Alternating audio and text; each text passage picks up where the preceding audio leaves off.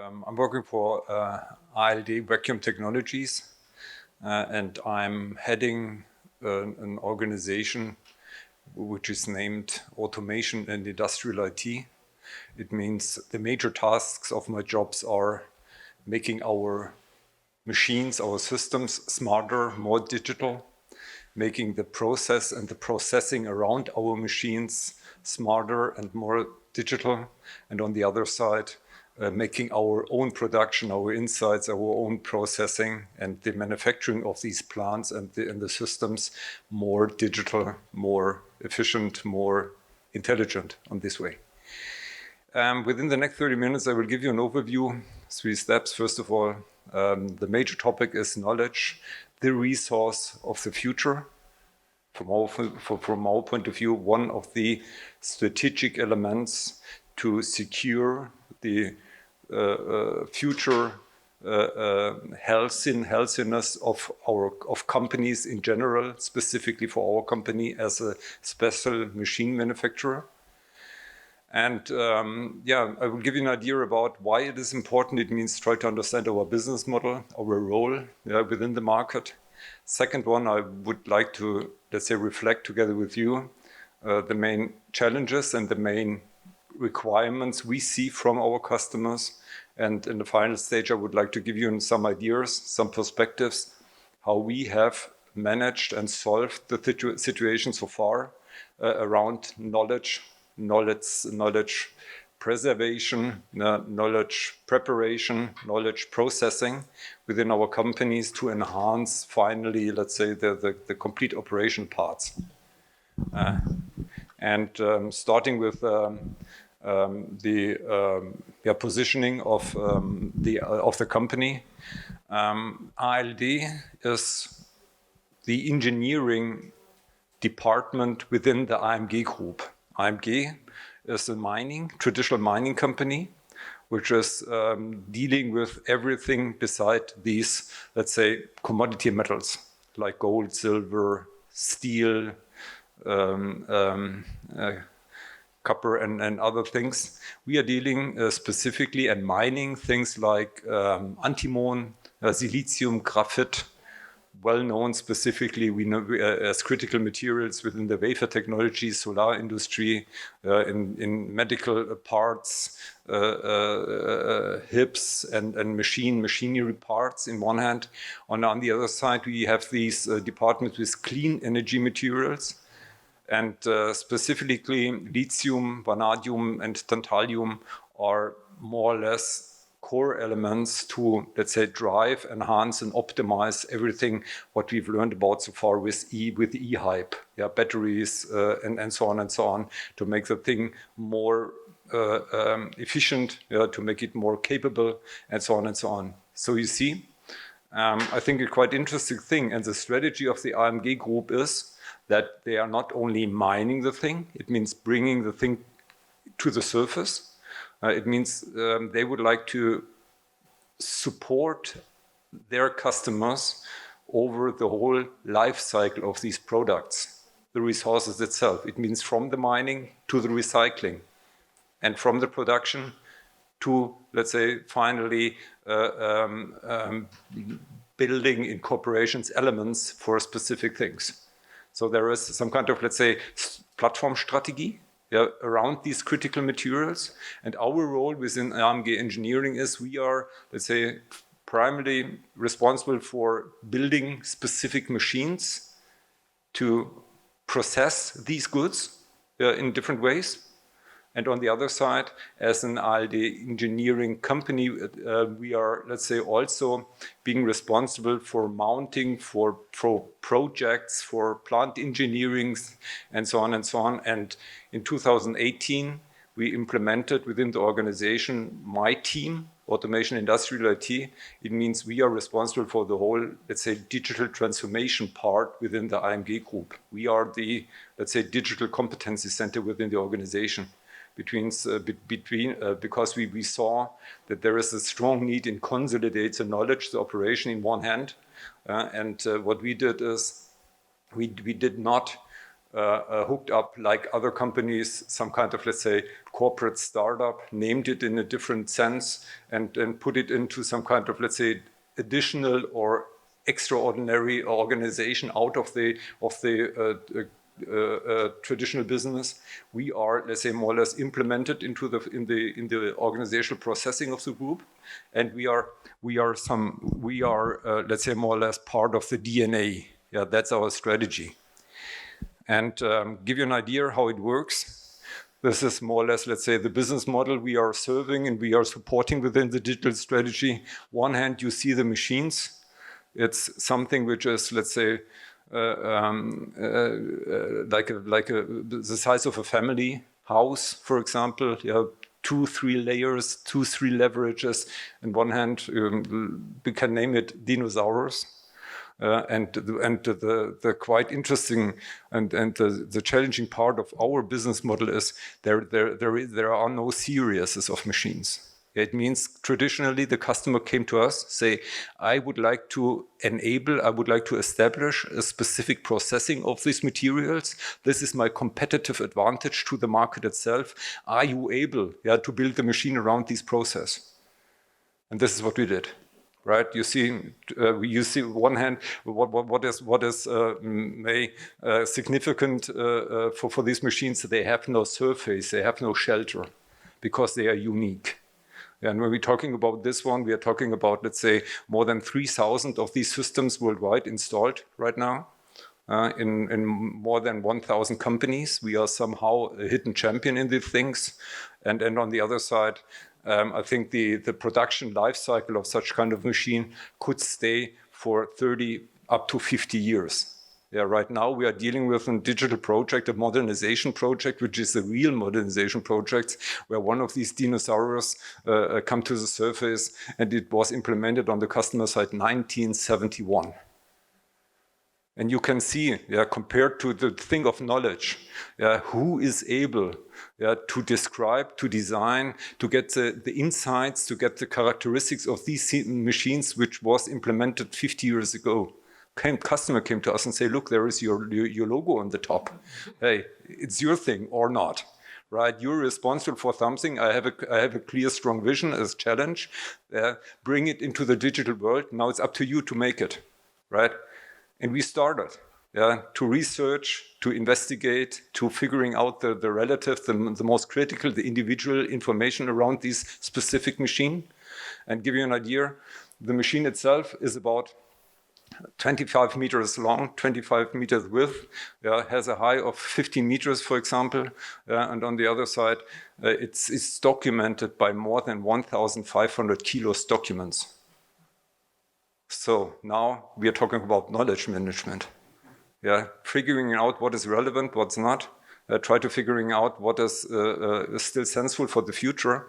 And we need somehow mechanisms to establish, to processing this one in a practical way, and fast, for example.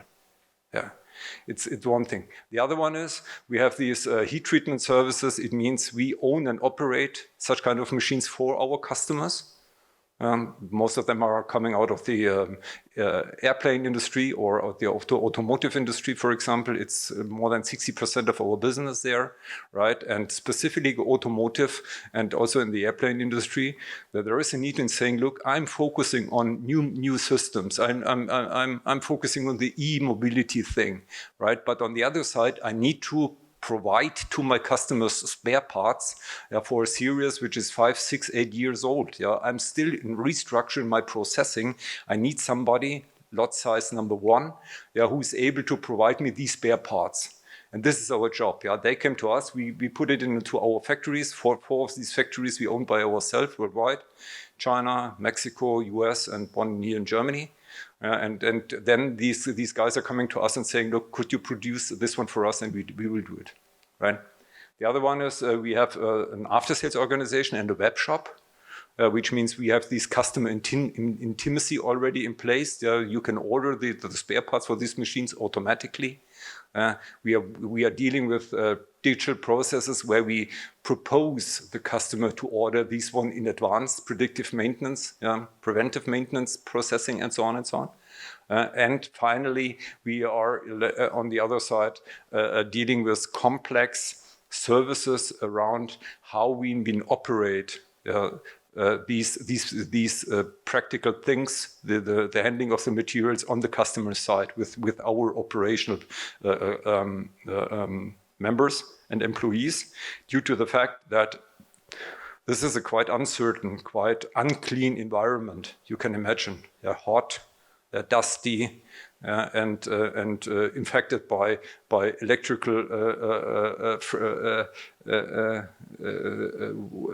environments and so on and so on. So it's quite hard to find people there. So we staffed their processing on their side for specific services, for example, to guarantee the quality of the outcome of the products. And on the other side, you see we are underlying this one with strategy development for bringing the digital transformation, digital modernization, performance management of the systems itself. The classical disciplines. We have the life cycle management of these machines, from the construction side to the maintenance parts and so on and so on. And one of the core elements of our business model, of our own ALD business strategy is the pillar resource, which means we are, let's say, using digitalization to optimizing the systems, the production sites for their or regarding their resource consumption. Energy primarily, but also materials and so on, because if the environment run out of these things, there will be no longer something to produce. It means we will dry out automatically our own market, and so there is a quite strong responsibility on our side to optimize this one together with our customers. The other one is the holistic digital solution. Horizontal-wise, vertical-wise, following these Industry 4.0 principles. And finally, at the end of the day, the resource, the knowledge about our systems, due to the fact that we have to somehow make the knowledge, the complex thing available for our own employees. To be efficient in their, for example, production, and also for their maintain services and so on and so on. And on the other side, this is something, an element for our, let's say, go-to-market model, where we now will explore additional markets for us, based on digitalization. For example, like assistance systems to optimizing the machines, for let's say intelligent support for maintenance, management, and so on and so on. Here it is something which is an element for us, to compensate, let's say, at the end of the day, some losses in the market itself. As I mentioned, everybody knows about the story about automotive. Finally, VW, for example, Volkswagen announced it just today and say they will, let's say, stop their production in Baunatal because they went out of chips. They have no chance right now to get the right resources to produce a thing. It means there is a car, 1,500 kilos, and there is a 50-gram chip which stops down the whole processing of the thing. It means there must be something. There are some elements where you've been able, let's say, to finally optimize yourself as a production site. But on our side, we see a quite critical relation, due to political reasons, due to resource reasons, due to different production and production side things, where we need to enhance our business model, which resists on the market since more than 100 years. We need to become modernized, and at the end of the day, we have a quite strong position in the market because we have the knowledge, but not in the systems, in the brain. They're somehow in the heads, somehow hidden, somehow documented in slides, somehow in shelves, in folders and whatever something.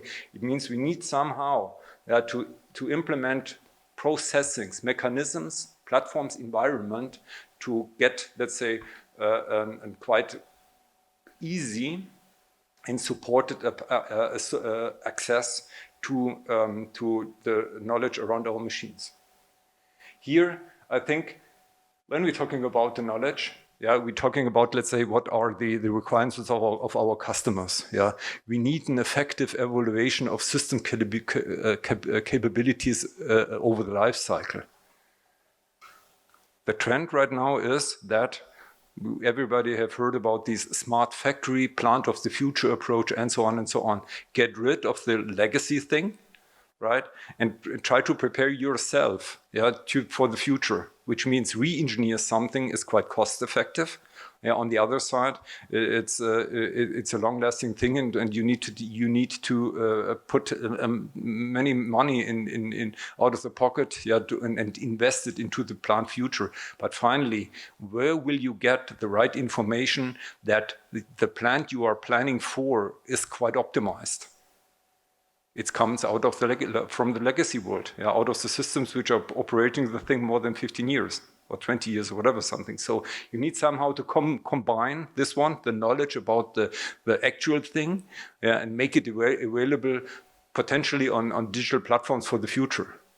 On the other side, early detection of design and operational deficiencies. It means we're talking about predictive and preventive maintenance. We are talking about condition monitoring. But at the end of the day, these are, first of all, facts. And combining these information, first of all, the data, combining the information with experiences makes knowledge, right? And knowledge means doing the right things at the right time and fast. So at the end of the day, we need to question how we've been able, on a digital platform and on a digital strategy, these requirements on the markets. And there are a lot of other topics where say, look, a seamless and fact-based maintenance planning, which means, for example, out of our experiences, when our maintenance guy went outside to repair such kind of machine, who knows how the system looks like really, right? Because maybe the customer did mounting something different, repair and engineered around the thing, and finally the downtime counts.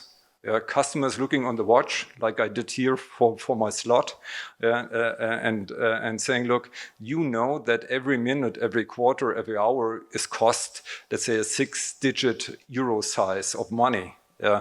Please speed up, do the right thing. And then there are equations which say we need to somehow use digital information, observation, condition monitoring, history tracking, condition tracking, and so on, to support the guy on site with the right information at the right time, in just the fact-based, in a concentrated view to the thing. If these guys need to start to drill down 1,500 kilo documents to find the right information to replace and rip and something like that, or maybe the document is hidden in a shelf or whatever, right? You know which critical situation something could cause. This is more or less, let's say, the approach we see from our customers. And on the other side, we have the point in saying, when we are talking about the digital, the management of knowledge, in companies, there are concepts which are, let's say, somehow in a satellite, in a real clinical way. We're talking about, if you have information, put it in a data lake. Put it out there. The data information are there, but they are not categorized. They are not structured. It's quite hard to get them out of the data lake because they are somehow hidden in the swamp. On the other side, when we're talking about, let's say, for example, digital factories, it means there are smart analysts, data engineers, data analytical guys, mathematics guys, and saying, look, I will put over to you tons of material, tons of information, or terabytes of information. Could you somehow, using, let's say, some theories to figuring out something out of this data? It means the information is uncoupled, and the processing of the information is uncoupled from my operation environment. It means somehow I need to use the functionality and the capabilities of the digital world, to optimize such kind of behavior. It couldn't be it couldn't be, let's say, somehow separated, because you have to have fast access, you have to have concentrated access to the information, and you have to have some kind of, let's say, the cooperation on the other side, to share his information with the digital world. Everybody knows that the problem in saying, look, digital transformation, would this strike out my job? Would the robot will do my job further on, or what's the question here about? And you know the fear of specifically the operational world, and sharing something to such kind of digital system. And this is more or less a challenge, we are faced to. And it's something where we try to find a concept to make it clear again. Just the characteristics of such kind of machine. It's no series. Yes, individual size. We are talking about, let's say, configuration, unique configuration of more than 5,000 assets implemented into such kind of system. And another interesting figure is to turn such thing into production took more than 9 months. 9 months for a small system, 2 years for such kind type of system, which means we start to design the thing with the customer. We mounted such kind of system in our plans. Customer came to us, review the thing, and there is some kind of, let's say, cold acceptance in our sense. Say, yes, I can imagine that this potentially will do what I expect. Then we unmount the system, shipped it to the customer, mounted it in their production environment, and then we exercise the same thing in their hot environment, in their production site, in a pilot site, whatever something, and then it comes to acceptance. You know, everybody, we're talking about economics, cash flow thing, in our own interest to make it happen, as quick, as fast as possible, to reduce the planning time of such kind of system, to reduce the mounting time, remounting time, have some kind of potential to simulate something, and so on and so on. That's running in our heads, finally to optimizing our cash position, and the economic figures based on a digital platform at the end of the day. And one clear challenge is also the handling of experience. It means if we are mounting such kind of system on site in our environment for 9 months or 6 months, whatever something, there is a team. The system will be shipped, but maybe the team which has mounted the system will be then, let's say, having an exercise or responsibility on other customer side. They are not available or have left the company or whatever something. There is on the way where the thing is still in planning, some, let's say, knowledge drain about how the thing is for potential risk and how the knowledge drain could be, let's say, managed somehow. And then there is another quite interesting part. We've spoken about the hidden knowledge. We have spoken about the documented, the historical data, the past. But here, specifically the data fluid, which means these systems will be then implemented in a new modern world, for example. And everybody knows about the exponential increasing about these digital effects out there. I think in 2018, 2019, we had already reached, due to digital elements, the whole amount of objects than populations in the world, nearly 7 to 8 billion. And it will increase in the next 3 years up to 25 to 30 billion elements, which are sending out continuously digital informations. You have a dinosaur on one hand, you have already prepared systems on the other side. The expectation of the customer is to say, yes, I would like to have, let's say, smart factory, 100% digitized. And now it's up to us, responsible for the system. Our logo is on there, to bring the thing in the modern world. It's a tension field, and it hurts. Finally, because at the end of the day, maybe have some knowledge drain internally to do that. Fault prevention is clear. As earlier, we've been able to detect something as cheaper is the problem. Yeah, so it's obvious from our point of view. Also, some parts where we are talking about self-learning mechanisms and so on and so on. And here is some interesting part I would like to hint, where when we are talking about some inadequate or non-performed maintenance on a plant, it's, let's say, 4 to 5 times more expensive than the real, let's say, execution or exercise would be. You see where the problem is, right? We need to stuff the guy on site with the right information. Clear, precise, fact-based, executable, and so on and so on. And this is more or less the driving factor from our point of view. Yeah, and designing and let's say operating and growing our own business, it means customer loyalty. Yeah, it means we would like to present and we would like to deploy, let's say, the quality of our systems. Now, finally, give you some ideas how we handle the situation. As I mentioned, I came to the company in 2018. Yeah, we started with the organizational structure. We started with a team. I mentioned in the discussion this morning, it's a competency center character. It's not a factory of smart programmers. We have, let's say, one responsibility for one critical, let's say, knowledge, like the solution architect, like CI/CD guys, service guys, and so on and so on. So it means we have already implemented this one in our organization.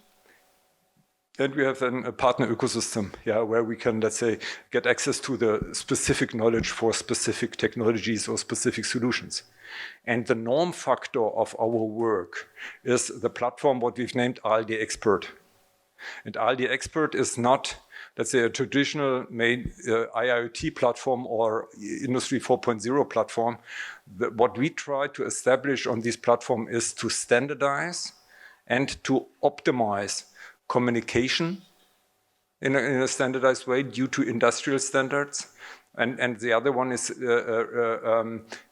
guarantee the conformity and the structure of the data we are handling. Yeah, it means if we collecting data informations and process it into the ALD Expert, they will having all the same structure, the same interfacing, the same complexity, and so on and so on. And so we've been able to guarantee, first of all, the growth of the platform itself, and on the other side, we have the possibility to guarantee the adaptability of the platform itself. Here, a rough scheme. You see, and this is a hint. There is a digital twin of our plants, which makes the handling easier. But finally, here are the potential sources. Yeah, here is the data handling, the aspect. Here we have the operational data, and at the end of the day, we have some business processing and some decision management, which is then, let's say, pumping in all the knowledge into a knowledge core. Yeah, it's a graph database. It's prepared for machine learning. It's prepared for machine learning. Yeah, which means now we are pumping in information that an algorithm could run sufficiently. May this year, may next year. Let's see how the quality of the data will become, right? And so this is more or less some kind of Lego platform. Yeah, and the customer decide which additional functionality he would look for. Yeah, energy resource management, predictive analytics, anomaly detection.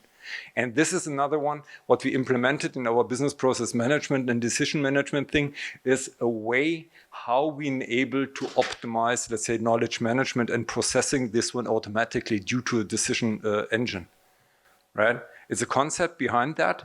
And the only, let's say, responsibility of these algorithm, of this structure, of this process is to manage the information and the data good, yeah, and prepare and at the end of the day form it into knowledge, right, and pump it into the knowledge core.